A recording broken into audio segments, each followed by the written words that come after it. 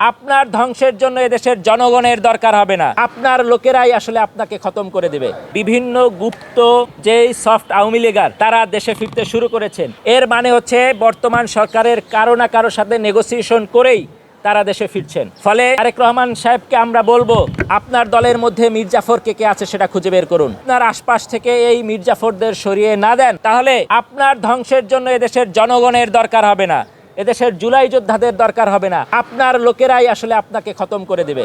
ফলে আপনি সতর্ক হন এবং এদেরকে আইডেন্টিফাই করে এদের প্রতিহত করুন, সরিয়ে দিন। হাসিনার বক্তব্য দ্বারা অনুপ্রাণিত হয়ে বাংলাদেশকে অস্থিতিশীল করার লক্ষ্যে মেহের আফরোজ শাওন এই বক্তব্য দিয়েছে এবং আওয়ামী লীগের মুখপাত্র হিসাবে মূলত তিনি এই বক্তব্য জাতির সামনে হাজির করেছেন।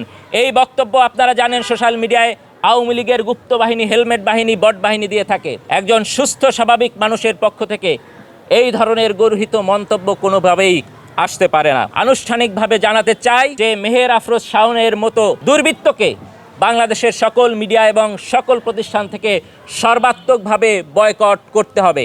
ইনিয়ে বিনিয়ে নানা ঢঙে তাকে যদি মিডিয়াতে স্থান দেওয়া হয়, বিভিন্ন প্রতিষ্ঠানে সেমিনারে স্থান দেওয়া হয়, তাহলে বাংলাদেশের জুলাইপন্থী মানুষজন যদি ক্ষুব্ধ হয়ে ওঠে এবং তারা যদি আইনের শাসন না থাকার প্রেক্ষিতে মবের দিকে ধাবিত হয়, তখন কিন্তু সেই মব বাংলাদেশের সরকার, বিএনপি সরকার কেউ নিয়ন্ত্রণ করতে পারবে না এবং তখন মব বলেও এই বিক্ষুব্ধ জনতাকে কিন্তু নিয়ন্ত্রণ করা যাবে না। ইউএফটি ফার্স্টের সাথে ট্রেড করুন যে কোনো জায়গা থেকে, ক্যাম্পাসে ক্লাসের ফাঁকে, ঢাকার জ্যামে বসে কিংবা ঘরে বসে।